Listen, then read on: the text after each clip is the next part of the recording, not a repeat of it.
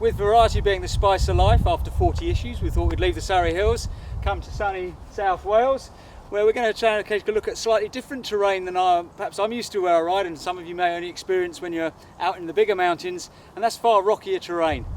But just like all the techniques we look at and all the different scenarios we look at, the same skill system applies and the same core elements apply. We just need to apply them in perhaps different amounts and at different times, and just focus in on a few of the core skills that are going to help us roll those rocks, keep things smooth when we're travelling down slightly looser terrain where there's more sharp edges, jagged edges, and more chance of the bike stalling, and just keeping that smooth flowing feeling even if the ground below us is firmer, faster, and with a few more inputs.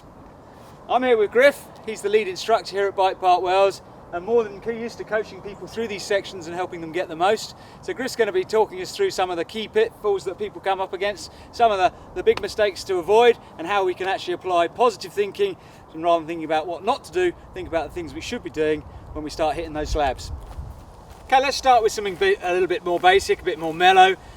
Definitely we've got a few rock features ahead, and just remember, we don't like to think things as giving them their real name as a rock. It's more of what we call a performance cue.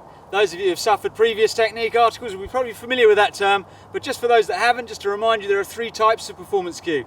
There's those that we see, the visuals, those that we feel, the input performance cue, and those that we fear or are thinking too, and they're the anticipation or waiting performance cue.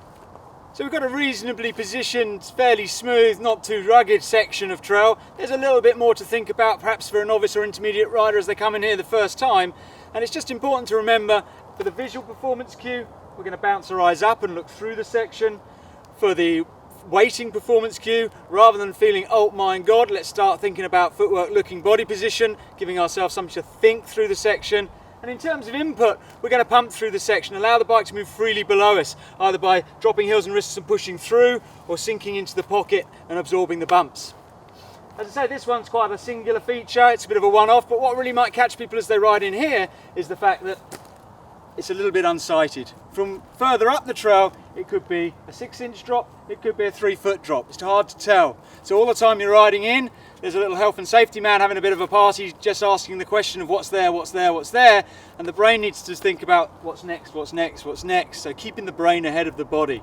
We'll watch Griff come through here and just see how he uses footwork, looking, body position to just really smooth through this section, and even at a low speed, rather than the bike pushing him forwards, it's just dealing with the changes in gradient and the stalling effect of the bike by either accelerating the bike or sinking into the pocket, or a combination of the two.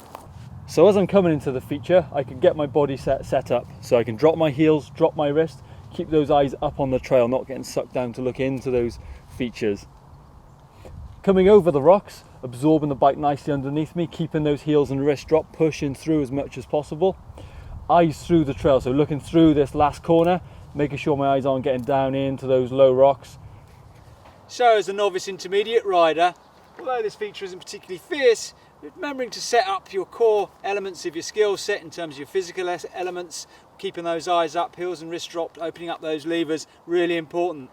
Obviously at lower speeds and taking things steady, the inputs aren't that great, but as we step up the speed and as a better rider comes through here, don't forget those forces are going to be amplified. The stalling effect of the rocks might be amplified, the pushback of the bike and pushing against you and pushing you forward might be stronger. So it's not a case of doing anything differently, it's just doing more of it. So once you've got the basics and feel fairly smooth coming through a section, we can start to amplify the speed, amplify the inputs, and see if we can deal with them in the same way. We're now in the do more zone. It's not do different, it's just do the same, but make sure you do more of it. So looking at Griff coming through there, even though he's increased the speed dramatically and the input there from the features are coming through harder and stronger, his suspension's working a bit harder, but everything's set up for perfection, best practices applied, and the head, shoulders and hips are all staying pretty much nice and smooth and solid, just as they were at a lower speed. So good technique becomes ever more important as we ramp things up, and that's what we're about to do.